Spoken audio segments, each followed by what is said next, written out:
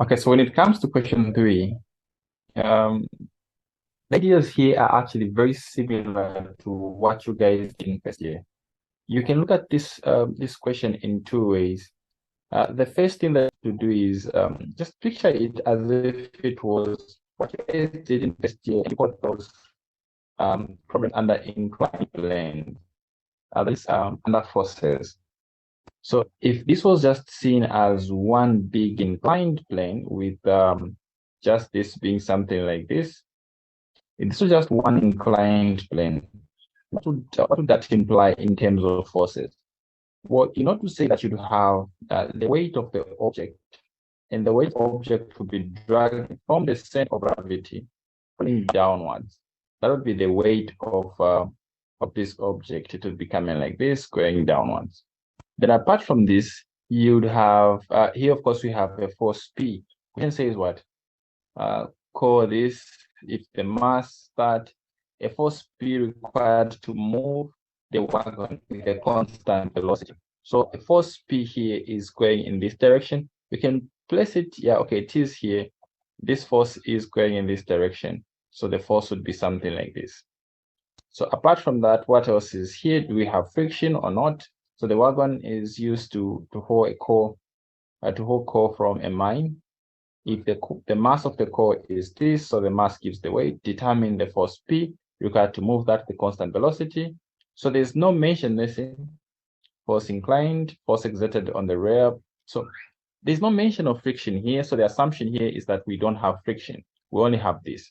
But we know to say from your discussions in first year, you know to say there's going to be a reaction from the surface onto the object, and that is the normal force. So the normal force that you guys looked at in first year, actually, it's a reaction force. But in this case, when dealing with rigid bodies, you're no longer looking at it as just something general. We're looking at where is the normal force? Where is this reaction force being exerted? At which point exactly?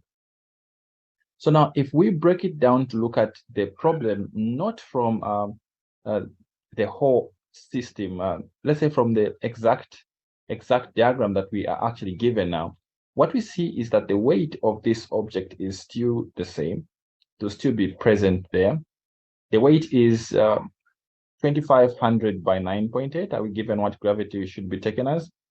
So they haven't mentioned what gravity should be. So take gravity as 9.8. So we just say take G to be equals to 9.8. This is how what we're going to use. So from here, then we can say this is that was 2500, is it? That's 2500 kgs. So just say 25 multiplying 9.8. This is going to be our weight. And then we have our force there and so on. But the reaction now, instead of looking at it from a first year point of view, we'll ask ourselves, where is the reaction? We see two supports, 2 points which are in contact with the surface. One point is this wheel here. The other point is this wheel here. So we know to say for these type of supports, these are wheels. You can look at them as if they are rollers. So you can look at these as if they are rollers. And we know to say rollers will only have one type of reaction. And the reaction is always such that it is perpendicular to the surface where the object is.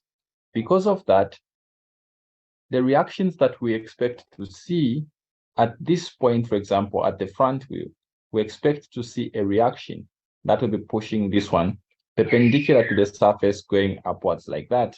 Even here, we expect a reaction that will be going upwards in this direction. So these two, if we looked at it as a whole mass like this, just as I wrote earlier on, if this is how we looked at it, it's the sum of these two that would actually contribute to give us the whole normal force that would be viewing at this point. But now, when we break it down to say we don't want to look at that big one, we just want to look at the individual ones. We are just trying to see exactly where that normal force, the overall one, where it is coming from. So these two, so that will be the reaction at the on the front wheel. That will be the reaction on the back wheel. Notice that it's always perpendicular to the surface. We saw that when we looked at the rollers. Now, do we have any other forces present? Well, these are the only forces present. So the first thing that what we did here is to come up with a free body diagram showing all the forces present. After that, now we can move on to say, how do we actually evaluate this or solve this problem? I just want to label these two forces so that I know how I'll be addressing them when it comes to solving this question. So let me see, what are they saying?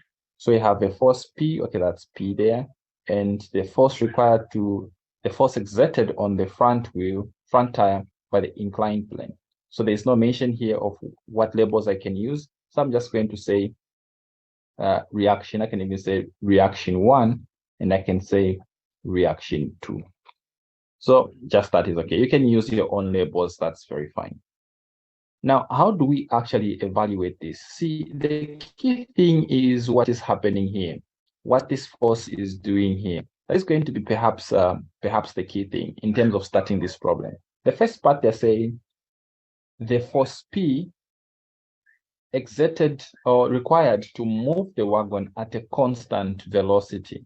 Well, for the first question, this condition becomes our way out. Otherwise, we'd be lost for what to do. Because you want to say sum of forces, but sum of forces is equals to what? That's the thing. If it was equilibrium, we'd say sum of forces is equals to 0. But here, of course, this thing is moving.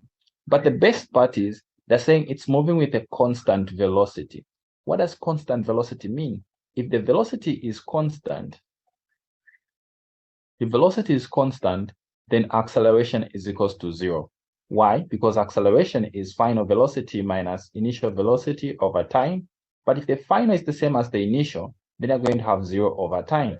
So acceleration will be equals to 0. So in other words, when it comes to Newton's second law, where we have sum of forces is equals to ma, if acceleration is 0, then we see that it takes us back to the form of equilibrium. Sum of forces is equals to 0. Now, remember, the type of equilibrium that we are perhaps used to, it's a form of equilibrium where the object is stationary, static equilibrium. But this form of equilibrium where the object is moving, but we're still seeing some state of equilibrium, this can be seen as a dynamic equilibrium. Okay, so now in this case, we've seen that we are still utilizing sum of forces is equals to 0 for that first part. So let's see what we end up with. So for the first part, we're just solving question 1 now. So we want to sum forces and say equals to 0. But how do we sum them? Well, it's up to you, the method that you want to take. You can choose, I think if you recall from first year.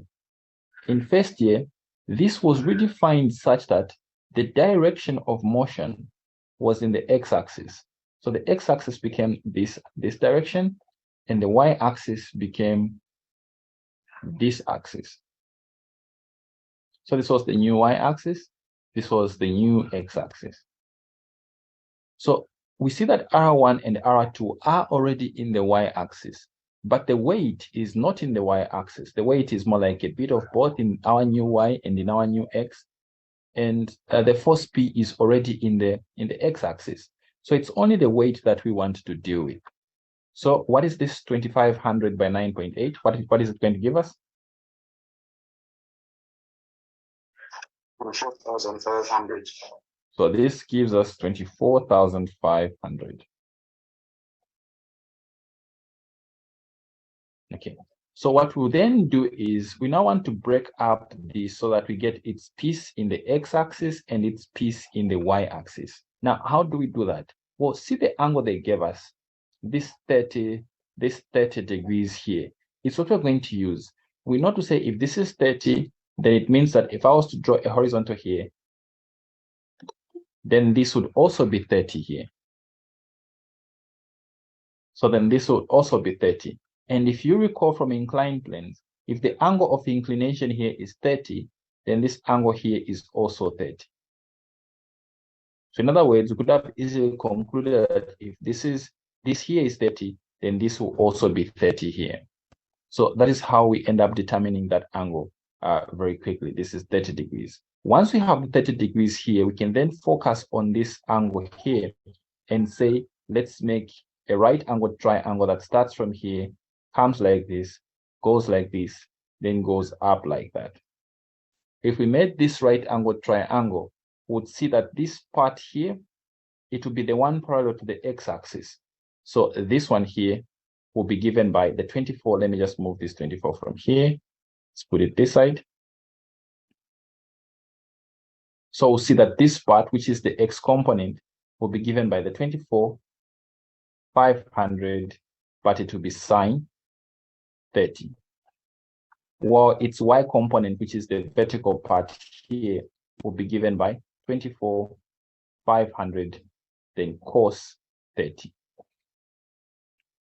In other words, if I tried to redraw this, if I was to make a sketch, if I tried to redraw this, showing only the components or the forces, whether they are x or y, notice that would have, in this direction, of course, would have our force P going downwards, would have that 24,500, is it? Yes, that's 24,500. This side we have 24,500. Then this was cos 30. Then going backwards in this direction, we have 24,500, then sine 30. Then going vertically upwards from at this point, we have reaction 1. Then going upwards at this point, we have reaction 2. From here, we see that we can now add the forces in the x, add the forces in the y. By summing the forces in the x, we see that there are only 2 forces in the x. In the x, we only have this one and the force P. So don't forget, this one I've drawn here, this is literally just the force P, so don't get confused there. So we have the force P. Let me take to the right, as in this direction, as positive, meaning the force P will be positive. So we're going to have the force P minus the component of the weight going backwards, which is 24,500 sine 30. This is what will be equals to 0. They are the only 2 there. So from here, we see that P will be equals to 24,500 sine 30. This becomes what?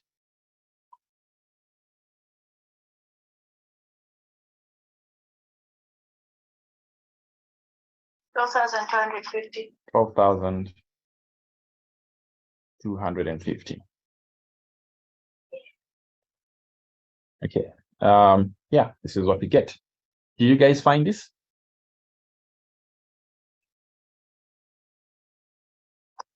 Yes. Right, great. So this is how we move on with that part. So we can then move on to look at what is happening in the y-axis. Let's just see if in case we need that. So when we sum the forces in the, of course, we have answered it. Let me first just see what is happening in the next 2 parts. The force exerted on the front tire by the inclined surface, and the force exerted on the rear tire by the inclined surface. Okay, so they haven't really said what we are working with here, but perhaps we can move on with the same statement to say we're still dealing with constant velocity. Not that it will really change much here.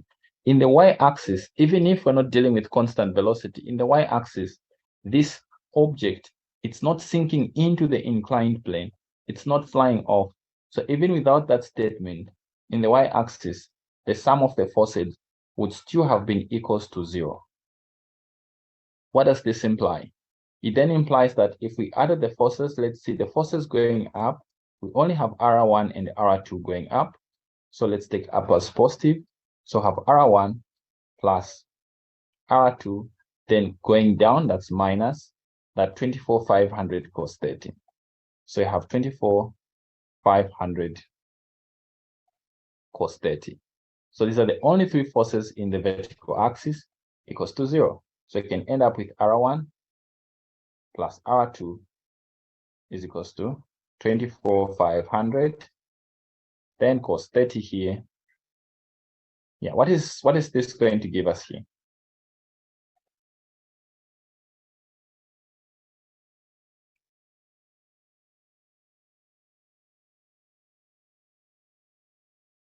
$13.6. What's that? 21,217.6. Okay, so this is what we end up with.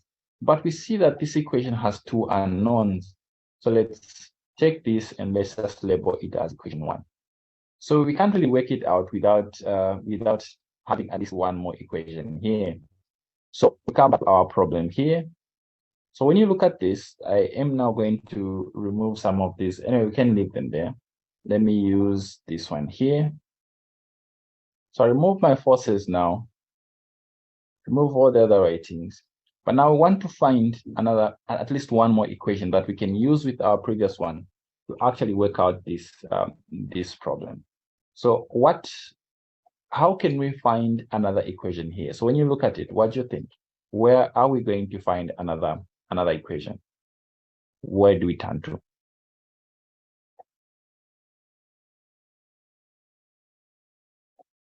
What do you think?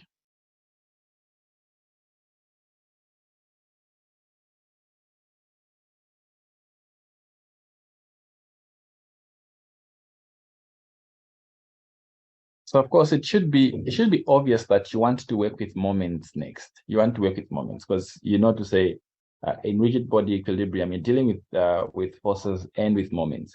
Even though this object is moving in this direction, the one thing remains, it's not rotating. So meaning when it comes to rotation, it is in equilibrium. So yeah, it's moving up with a constant velocity. But in terms of rotations, this object is actually in perfect equilibrium. It's not spinning. So because of that, we can actually use that second condition of equilibrium. Yeah, so we can still apply equilibrium here. Now, what happens in that case? Well, in that case, we need distances, we need forces. Guess what? They gave us the distances. They gave us a horizontal, not a horizontal, that here they're giving us the height. And then here they're giving us some more distances and so on. Now, how does it work? Well, we need to get the moment about some point. It states that for an object to be in equilibrium, if it's not spinning, then it means that the sum of the rotations, or say the sum of the moments about any point have to be equals to 0. Now, this statement goes to say about any point, meaning we decide which point we want to work with. Now, in most cases, you want to pick the easiest point possible. So choose, it's up to you which point defines easy. So I can choose the point about which my moments are being evaluated to be the point G itself here. This can work. This can work as well. So I can pick the same center of gravity to say, I will evaluate my moments about G. If not that, I can even pick it to be one of the wheels. I can pick it to say, I will evaluate my moments to be about this point. Notice that if I pick it to be about this point, it means that this wheel here will not cause any rotation, as in the reaction at this wheel will not cause any rotation. It's only the reaction here that will cause some form of rotation. So you have to be able to see that. And even this force P here, it will actually also cause rotation, because if I was to trace it back, it doesn't pass at this point, meaning I will have to use the distance from here to where it is. Now, unlike question 1 and question 2, when it comes to evaluating moments, for this case, we don't even need to use unit vectors, cross product here and there. Here, of course, we can just use, try to make sure that the force and the displacement are perpendicular. I can even say the force and the distance are perpendicular, so that if they're perpendicular, we can just say force times distance, and that is going to give us the moment. So this is the approach that we are going to take. So it's up to you. I can label 3 points that we can pick as the pivot. I can say this is point A. I can say this is G already, so I'll say this is G, and I can say this is point B. which point do you want to be our pivot here? A, B, or G? G. Okay, let's pick G. So G has been nominated to be the point about which our rotations are to be evaluated. Personally, I would say A and B were the best choice because in each case, you eliminate one of the unknowns. So just from your evaluation of the moments, you'd go directly to find one of the reactions. So that once you find it, then you'd come and substitute it in our equation 1 and you get the other. But by picking G, it means that the equation we're going to come up with, it will still have both reaction forces, meaning that we'll now have to solve the two equations simultaneously. Okay. So, pardon? Let's pick A. We'll pick. Okay. Since I want to answer 2 first, which is looking for the force exerted on the front wheel by the inclined plane. So here, of course, I would take my front wheel to be this one here. So just want to put that across to just say, okay, front wheel is going to be this one. I'll even label it on my diagram so that whoever is looking at this knows to say that by front, I will take front to be this one. And then since this is what I want to find first, I would start by taking the pivot to be this one, so that my answer, the answer I find first will be for A. Then the answer I'll find second will be for B. So if I were to evaluate the moments about this point here, what is happening? Well, if my moments are about this point, I look at my forces. I still have my forces here. So if I am evaluating the moment about this point, then any force that passes through this point will not have any rotational effect.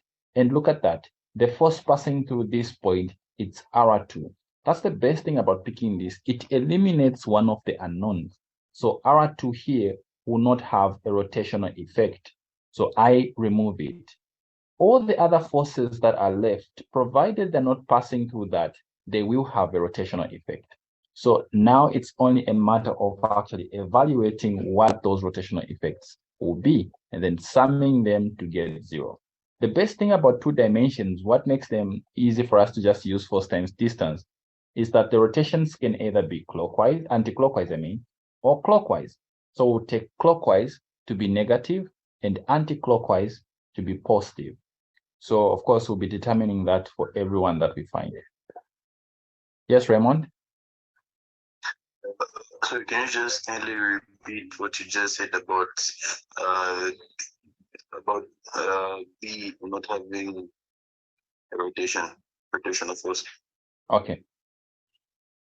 So yeah, the statement, the way I said it, is just a shortcut, I think, that I always use.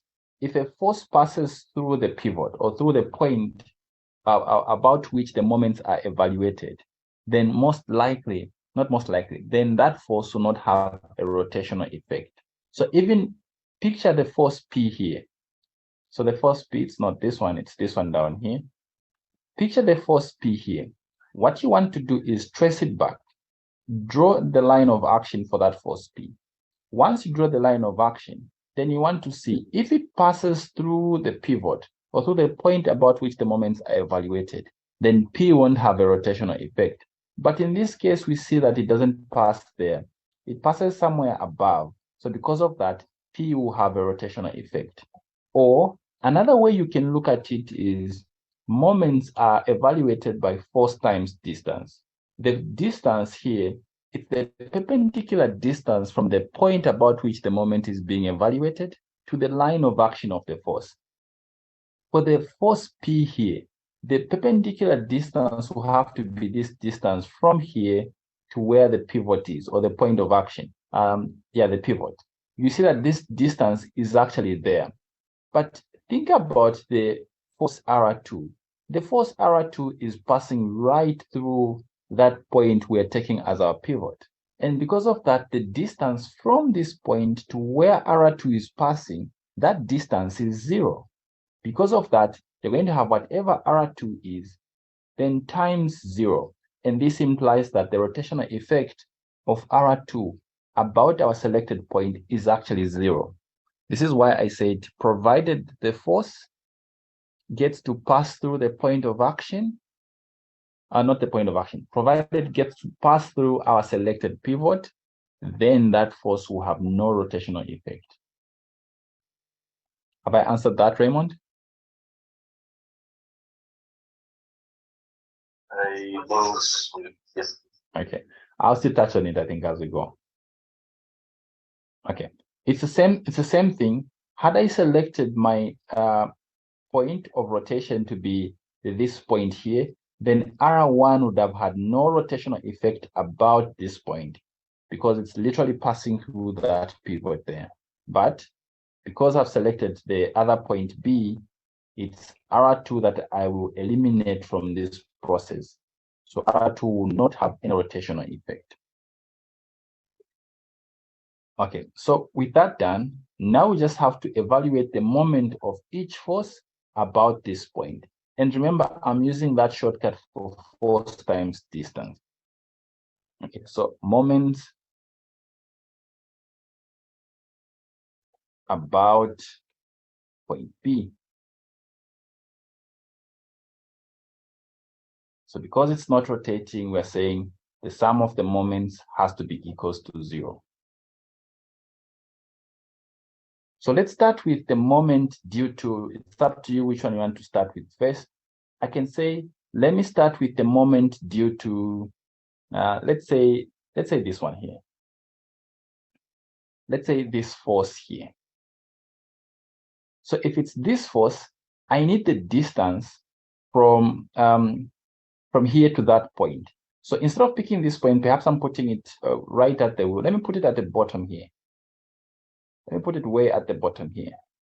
Because even if it's way at the bottom, the reaction force is still passing there, so it's still the same. So let me pick it here. So by picking it there, notice that our point then, this implies that when I erase all the other lines, look at this here. The force that I'm looking at, this force, the line of action can be traced backwards, like that. So the perpendicular distance will have to be the distance from the point we have selected up to the line of action, up to there, this distance. Now, is this distance given from here to here? If it's not given, then can we find it? Well, guess what? Can we find that distance? Is it possible to find that distance? It is given. Has it been given? It has. Yes. That 2 meters there, right? So this 2 Yes. meters will be the one perpendicular to that 24,500 sine 30. So the moment, we can say moment 1 will be equals to 24,500 sine 30 multiplying the distance, 2 meters. Notice that this part is only giving me the magnitude. That's why it's okay, even if I start with the force and the displacement. In post product, it was important for you to start with the displacement, then the force. Here we're only getting the magnitude.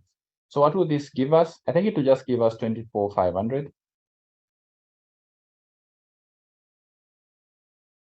This is moments or Newton meter. The next part is this positive or negative? Is this clockwise or anti-clockwise? So what do you guys think when you look at this this force here? Is it causing a clockwise rotation or anti-clockwise?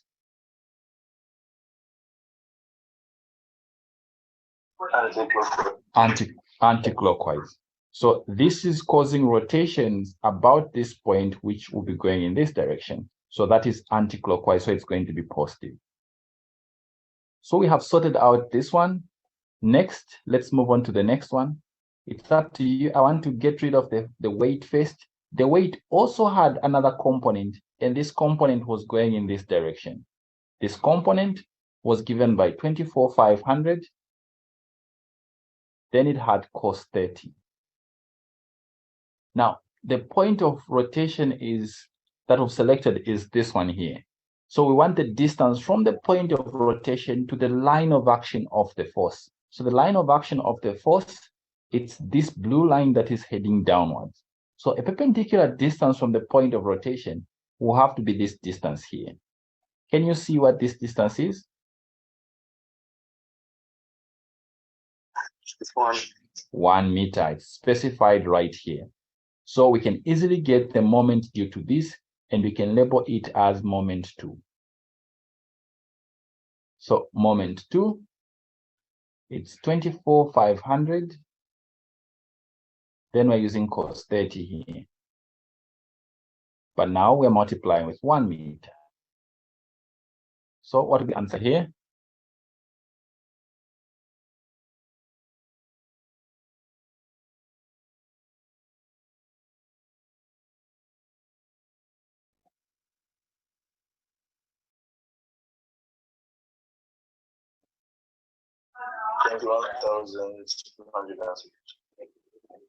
$1,200 then?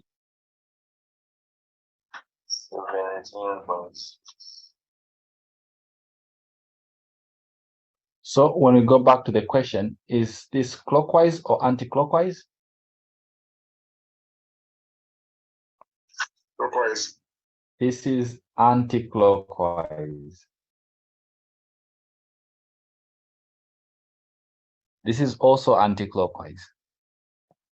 So we have just come up with the moment M2 due to the Y component of the weight. The next thing that we're going to do here is let's consider the other forces as well. So we've considered the X component of the weight, we've considered the Y component of the weight. Now we're going to consider the moment of the reaction force. For the reaction force at this point, since we don't know what the reaction force is, so we'll just use R1. We labeled it as R1 here.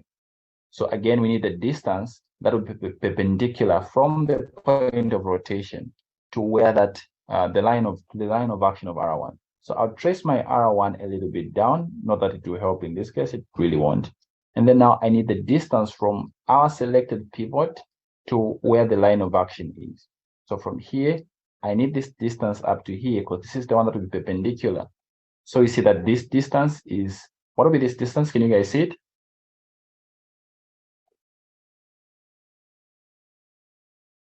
Is it 3? It's going to be 3, yes. Because from here to here, it's a 2. Then from here to here, it's a 1. So it's going to be 2 plus 1. So it's going to be 3. So my moment there, I will label that as M3. It's going to be the force is just R1, then times the distance, which is 3 meters. So this is just going to be 3 R1. Now, is it clockwise or anti-clockwise? What do you think? Clockwise. This is going to be clockwise. It will be rotating this point in some form like this. So this is going to be a clockwise rotation. So because it is clockwise, I'm taking clockwise to be negative. I'll put a negative here. So that sorts out that reaction force. So there's only one force that is left that we haven't looked at, and that is the force P. So now I will go on to look at the force P. What is it doing about that selected point? So the force P is here. I'll trace its line of action so that it just comes to pass somewhere near my selected pivot. So I need the distance from my point here up to the line of action. This will be the perpendicular distance up to there. So what is this distance here? Can you see what the distance? It's going to be 1. Now, why are we saying 1? Because this part, we are told that from here all the way up to the top, this is 2. But here, on the other hand, they're telling us that from here to here, this is 1 meter. In other words, with those lines, what they're telling us there is that this inner distance from here to here, this is also just 1 meter. So if this is 1 meter, then from here up to here, it has to be 1 meter as well. So that is what we're working with. So we now know the distance. The perpendicular distance is 1 meter. So that is going to be the reaction force M4, I mean, not the reaction force. The moment M4 will be equals to the force P times the distance 1. Now, if we take it that the two questions are related, that is the one we are from working with and this one, if they are related, meaning this thing is still moving at a constant velocity in the x-axis, then it implies that the force P will take the value that we found in the previous case, which is 12,250. So it's going to be 12,250 multiplying 1, which just remains like this. So take this as the Newton meter. Then the last question is it clockwise or anti-clockwise? So our selected pivot is like this. Our force P is pulling it in that direction. So this is causing a clockwise rotation. So this is going to be negative. So M4 is going to be negative.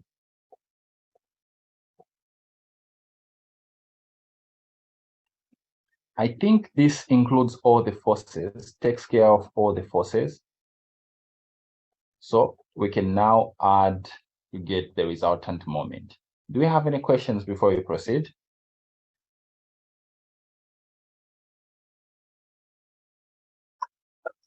Go ahead.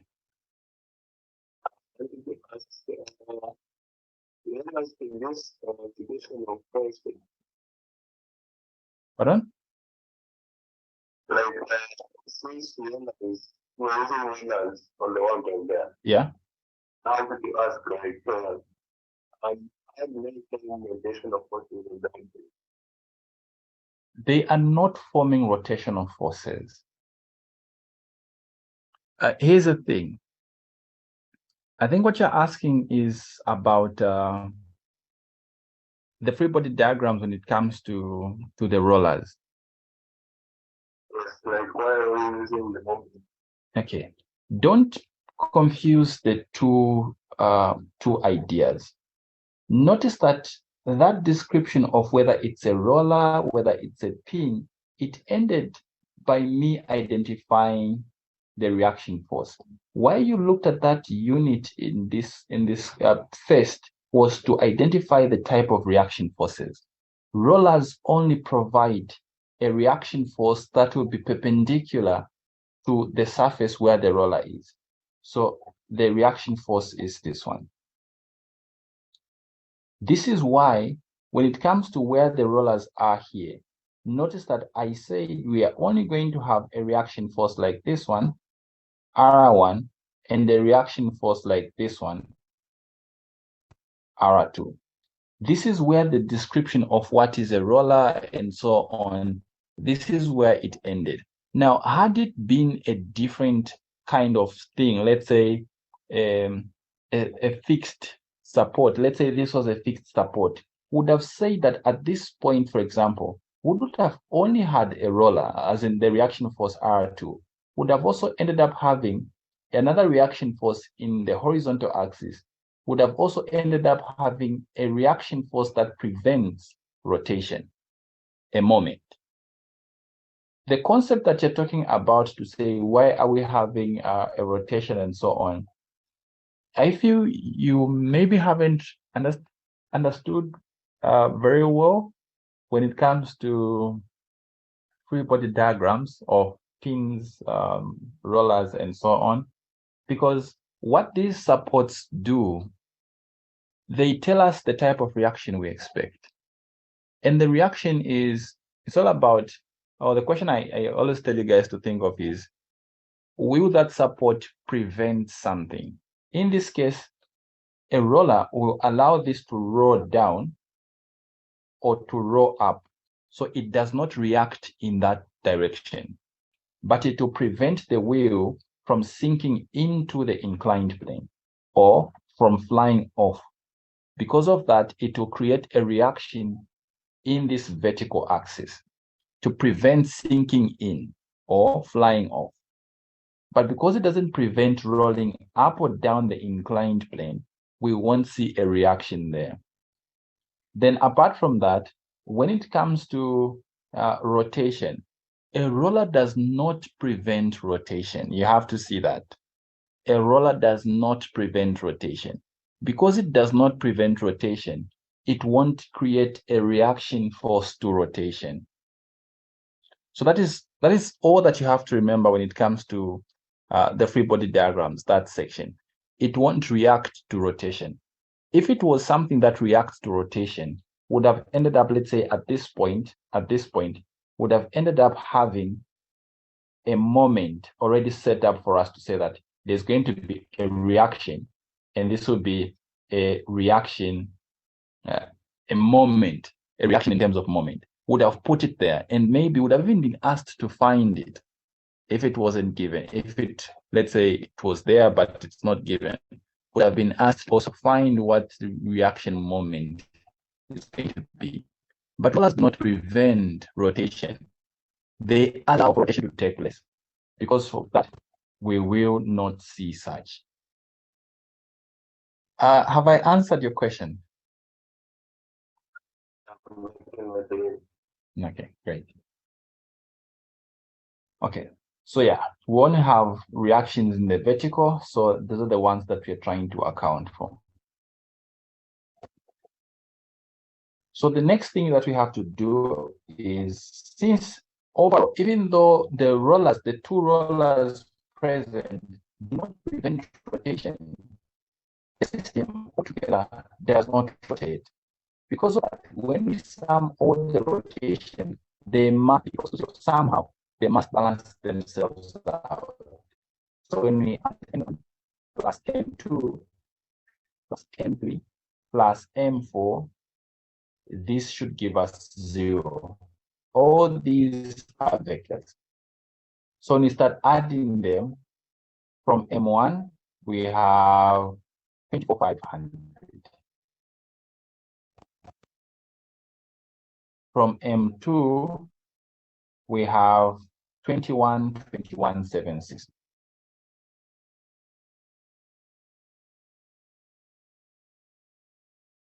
Then from M3, we have minus 3R1.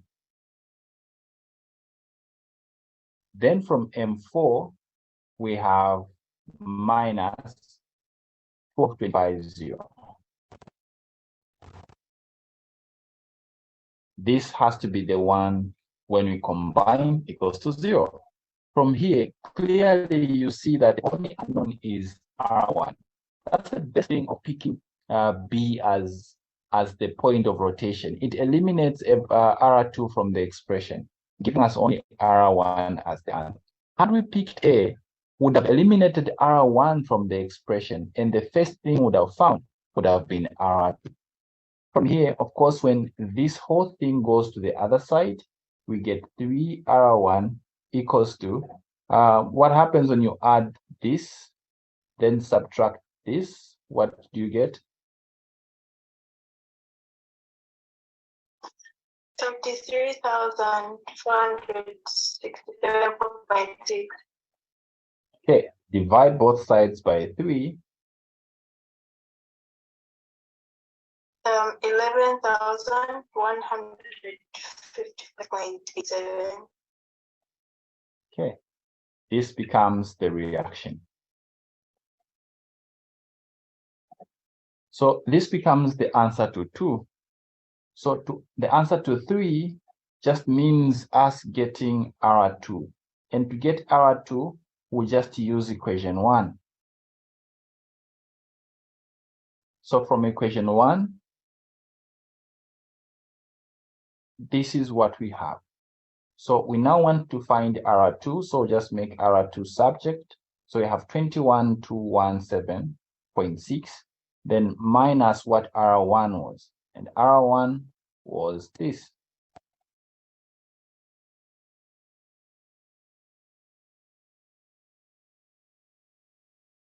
So our answer becomes 10,061.75. 10,000, okay. 61.75, like this? Yes. Okay. So this becomes the reaction force R2. Then we have answered everything here. Okay, so this concludes question 3. Any questions before we move on to question 2?